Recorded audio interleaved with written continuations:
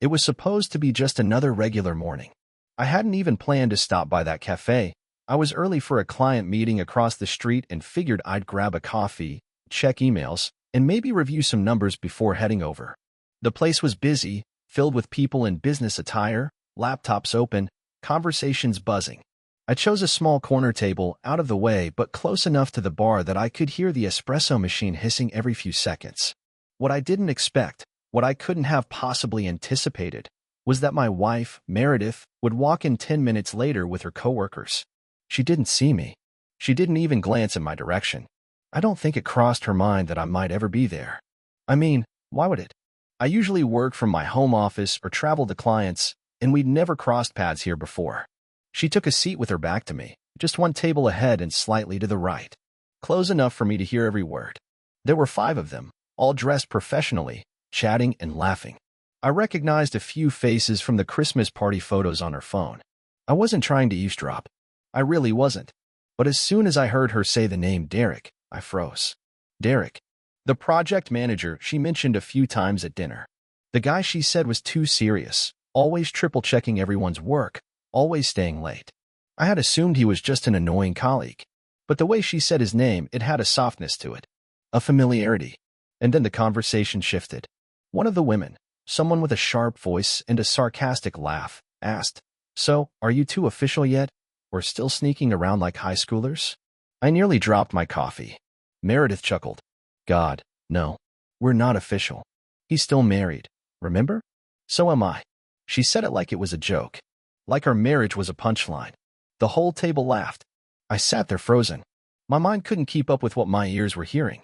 She kept talking, completely oblivious to the fact that I was right there. "I mean," she continued, stirring her drink casually, "it started off as flirting. I didn't even think it would go anywhere. But then one night after drinks, he kissed me in the elevator. And, well, you know how that goes. They all made that fake, oh, sound women do when they're playfully scandalized. Someone said, 'You go, girl,' and Meredith smiled like she was proud of it. She went on, describing intimate details I never wanted to hear about how it was exciting and different, how she felt alive again. She complained about how boring things had gotten at home, about how I always wanted to talk through things instead of just feeling them, about how I made her feel like she was being watched all the time because I was too available. Too available. My chest tightened. That was the worst part. Not the betrayal. Not even the cheating. But hearing her diminish everything I had been pouring into our marriage, my time, my patience, my trust, like it was some annoying habit. Like I had given too much. I sat there for the rest of the meeting, numb. I didn't even blink when Derek walked in and slid into the seat beside her. They didn't touch, but the way they looked at each other said everything. A stolen glance. A smirk. An unspoken history. When the meeting wrapped up, I waited until they all left. Meredith never turned around. Never once saw me. I don't even think she would have cared if she had. I didn't go to my client meeting that day. I went home, and I sat on the edge of our bed, surrounded by framed photos of vacations, anniversaries, birthdays, lies, all of them now. I listened to the silence of our home and wondered how long it had been since it stopped being ours. And then I made a decision. Not revenge. Not drama. Just clarity. I knew what I had to do. The silence that followed me home that day felt heavier than any confrontation ever could. I didn't yell. I didn't call her. I didn't even cry.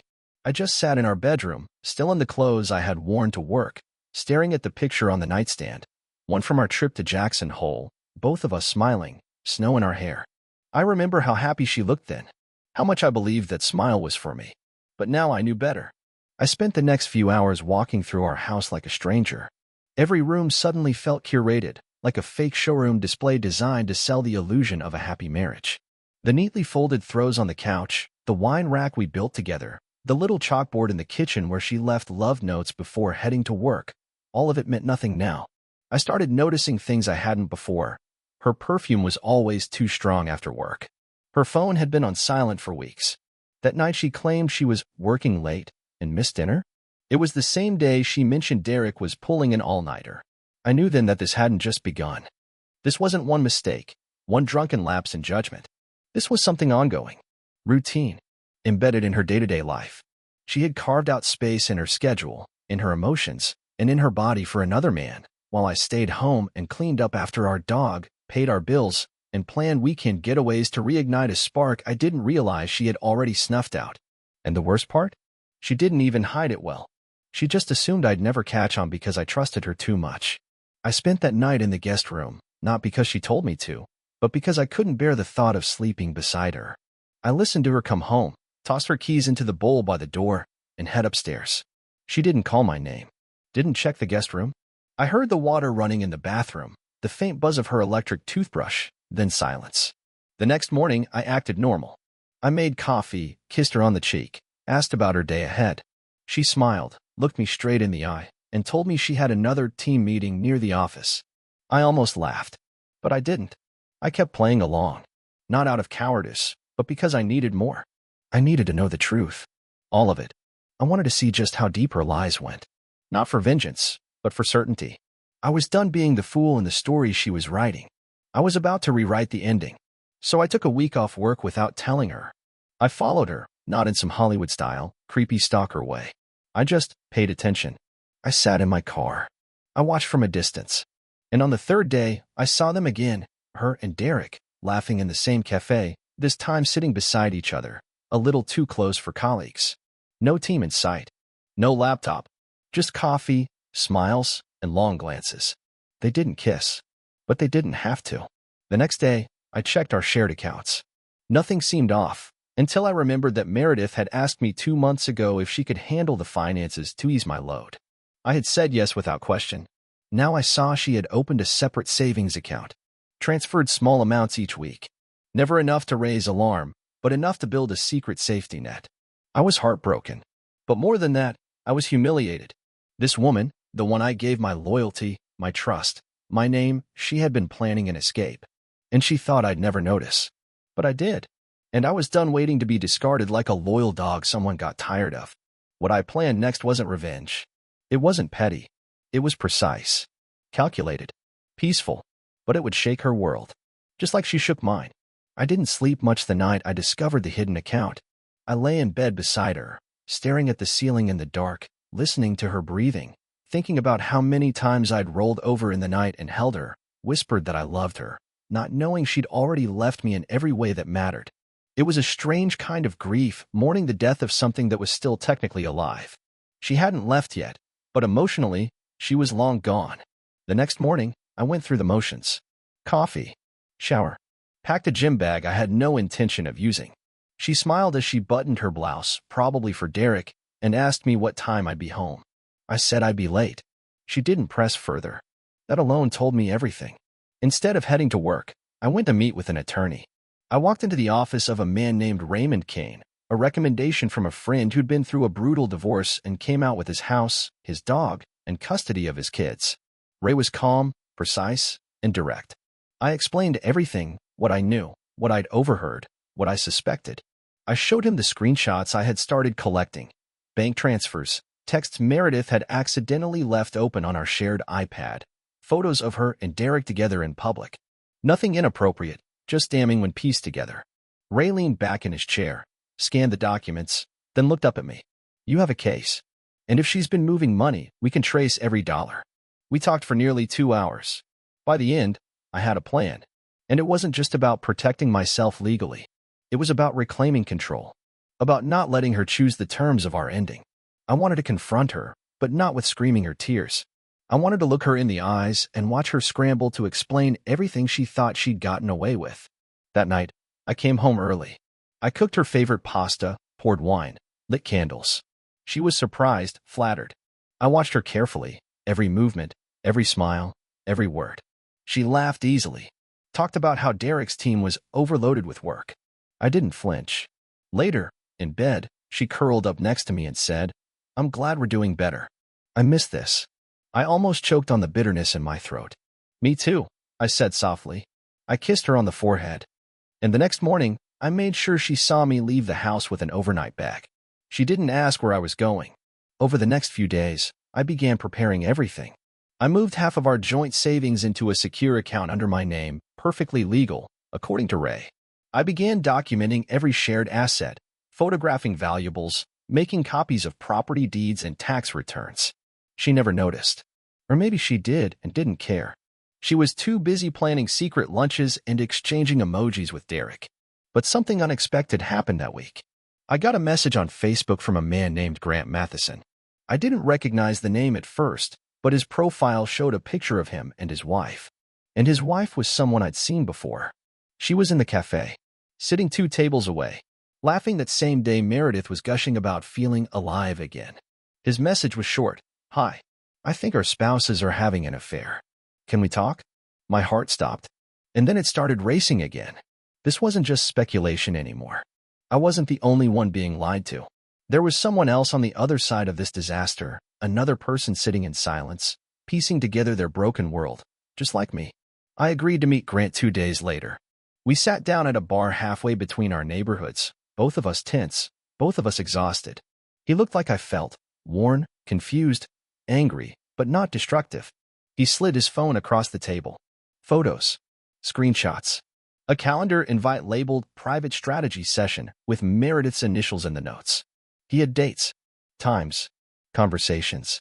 And now I had something even more powerful than evidence. I had an ally. What we decided to do next would change everything, but not in the way Meredith or Derek ever expected. Meeting Grant changed everything. Until that point, I felt like I was wading through this alone, drowning in betrayal while pretending to keep it all together. But sitting across from someone who had been fed the same lies by the same 2 people, it was oddly grounding. We weren't 2 jilted spouses plotting revenge. We were 2 people trying to make sense of how our lives had unraveled behind our backs. And we were both done being kept in the dark. Over a couple of beers, we pieced together a timeline. He showed me a receipt from a hotel spa that Meredith and Derek had apparently visited on the same weekend my wife claimed she was on a team-building retreat.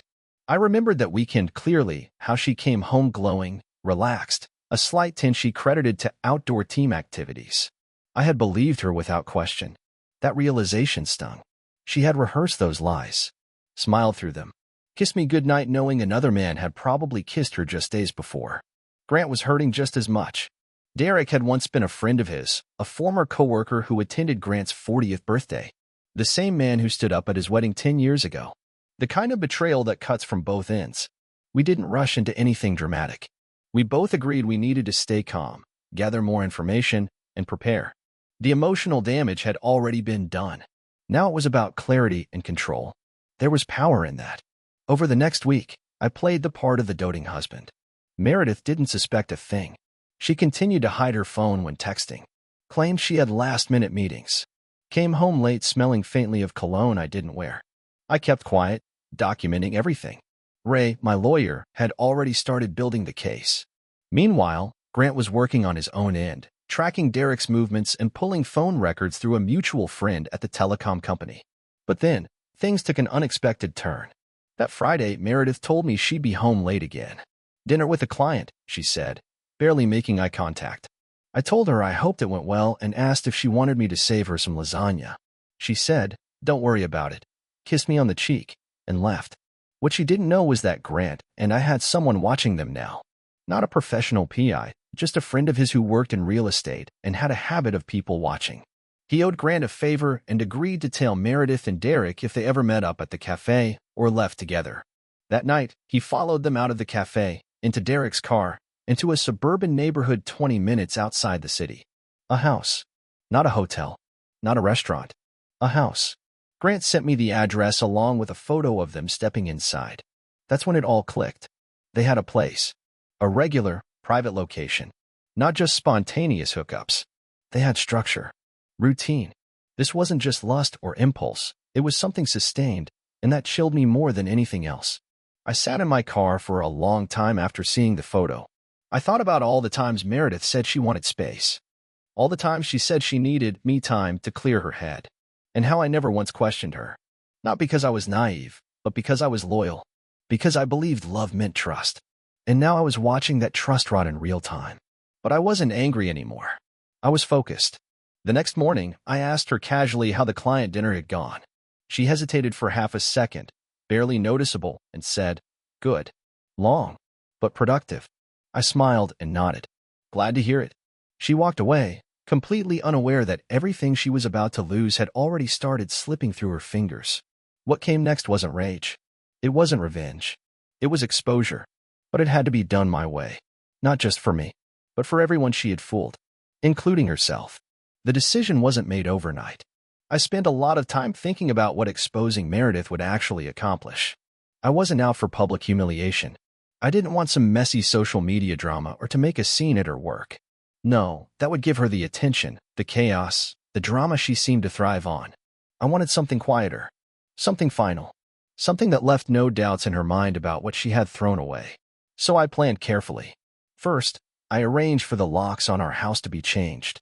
I had already spoken to my lawyer and confirmed that since the property was under my name alone, a decision we made early in our marriage for tax benefits, funny enough, I had every legal right to do so. Then, with Grant's help, I gathered everything, the photos, the timestamps, the financial records showing money funneled into a secret account. Every lie she told, every meeting, every team dinner, it was all documented now. Next, I booked a meeting with Ray to finalize divorce paperwork. Not a discussion, not a negotiation. Everything was laid out, every asset accounted for, every receipt attached. I was filing first, which gave me the advantage. And in our state, adultery could heavily tilt the division of assets. She wasn't just losing me, she was losing a lifestyle she clearly took for granted. Finally, I packed a bag. Just one. Essentials only. I wasn't leaving my home permanently, but I needed to be gone for the next step to hit properly. The silence of the empty house would say more than 1,000 words ever could. The morning of execution, everything was ready. I woke up early, made breakfast like normal, kissed Meredith on the forehead as she sat half distracted on her phone, texting God knows who. Probably Derek. I left for work, but instead of going to my office, I drove across town to a quiet cafe Grant had suggested. From there, I sent her a simple text, check the dining table when you get home. Then I turned off my phone. Hours later, while sipping coffee and staring blankly out the window, I imagined the scene. Meredith walking into our house, probably humming some song she heard on the radio, dropping her keys into the bowl by the door like always. She'd head into the kitchen, maybe pour a glass of wine, all while completely oblivious to the bomb waiting for her. A thick envelope sat dead center on the dining room table. Inside, she'd find the divorce papers, accompanied by a neat, chronological folder of everything Grant and I had uncovered.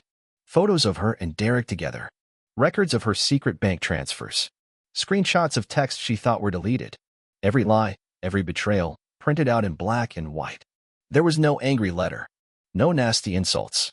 Just one short note attached to the front. I know everything. I hope it was worth it. Simple. Cold. Final. By evening, I checked into a small hotel about 30 minutes outside of town. Nothing fancy. Just somewhere to clear my head without the weight of our hollow house pressing down on me. I sat on the bed staring at the ceiling, feeling an eerie sense of calm. No tears. No second-guessing. No urge to call her and scream. I had already done what I needed to do. Now, the consequences were hers to face. Around midnight, my phone, finally turned back on, started vibrating relentlessly.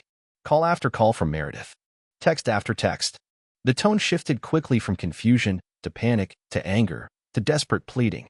I didn't answer. She had already used all her words on someone else. She didn't deserve mine. Later, just as I was about to turn off the phone again, one message caught my eye. It was different from the others. Please, just talk to me. I can explain. Please don't do this to us. Us. There was no us anymore. She killed that the second she thought alive meant with someone else. I set the phone down without replying and stared into the dark room, letting the silence wash over me.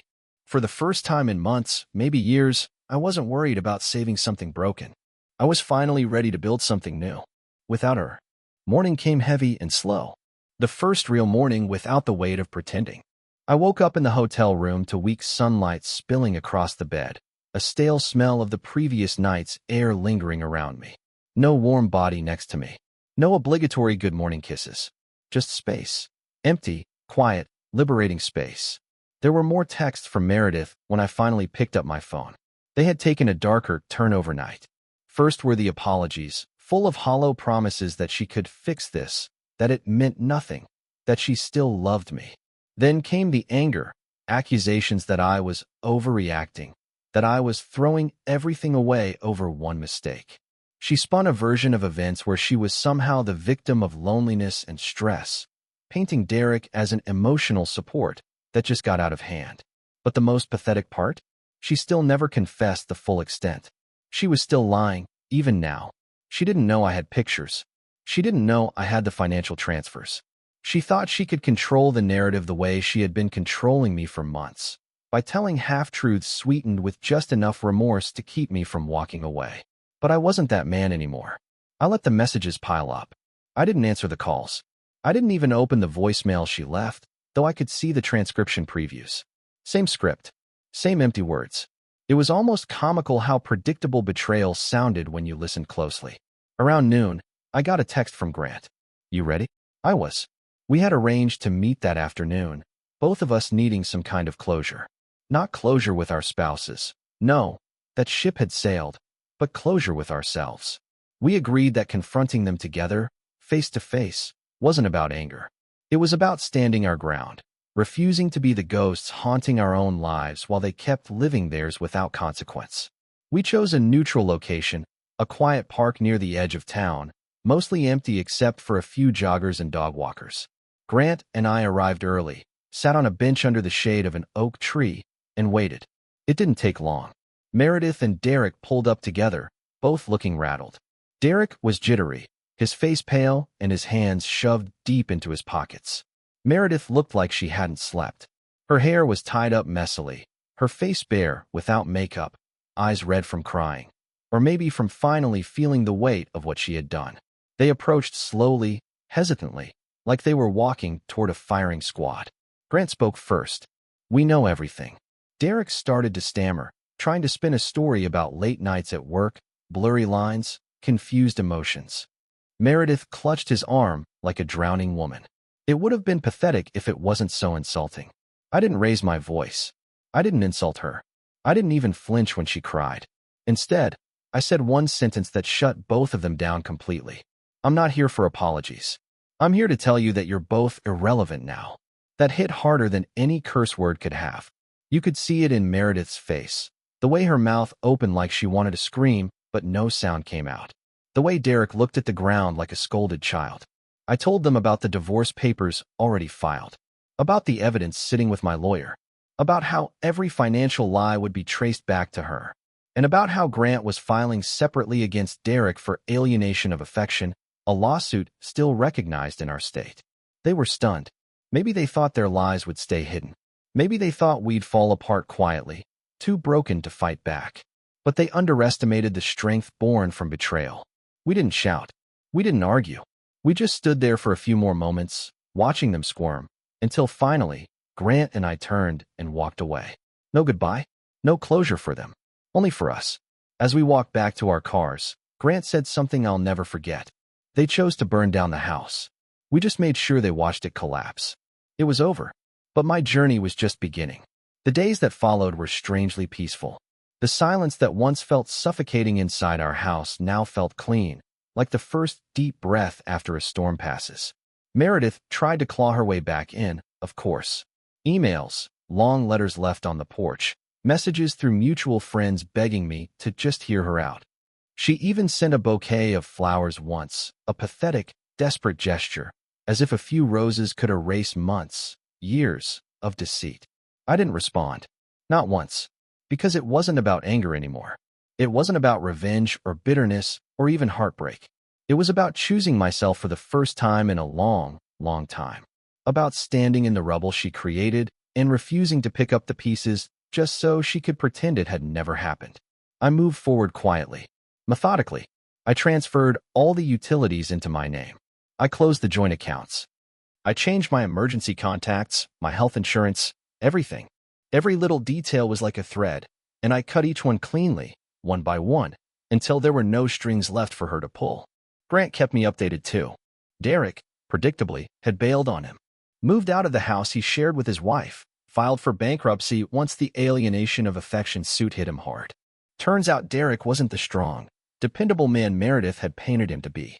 He was just another coward, willing to burn down multiple lies for a few stolen moments that couldn't withstand the daylight. Meredith eventually realized I wasn't coming back, that no matter how many times she called or cried or begged, she had finally run out of moves. She tried one last time, showing up at my office under the guise of returning a few of my things. She stood there, in the lobby, clutching a sad little box of trinkets, looking completely out of place in the cold, professional world I lived in now. I walked down to meet her, not because I wanted to see her, but because I needed to. For myself. She looked smaller than I remembered. Tired. Defeated. Not the sparkling, confident woman I had once loved. Not the woman who had held my hand during the worst storms of my life. Just a broken version of her former self, wrecked by her own choices. She opened her mouth to speak, but I held up a hand. No speeches, I said quietly. No apologies. It's over. Her eyes filled with tears, but I didn't flinch. I took the box from her without another word, turned around, and walked back into the building. As the glass doors closed behind me, I caught one last glimpse of her reflection, standing alone on the sidewalk, watching the door that would never open for her again. And for the first time in what felt like forever, I felt nothing. No hatred, no sadness, no longing, just peace. Later that evening, sitting alone in my newly rearranged living room, I opened the box she had given me. It was mostly junk, old birthday cards, a couple of random souvenirs from trips, a watch she had gifted me years ago. But tucked in the very bottom, underneath everything else, was a single folded photograph. It was from our wedding day. She was smiling up at me, radiant, eyes full of promises neither of us had kept. I stared at it for a long time. Not with pain, not with regret. Just reflection. I slid the photo into a drawer, not because I wanted to hold on to it, but because it deserved to stay hidden, just like the version of her that once existed. A memory, nothing more. Not a chapter worth rereading.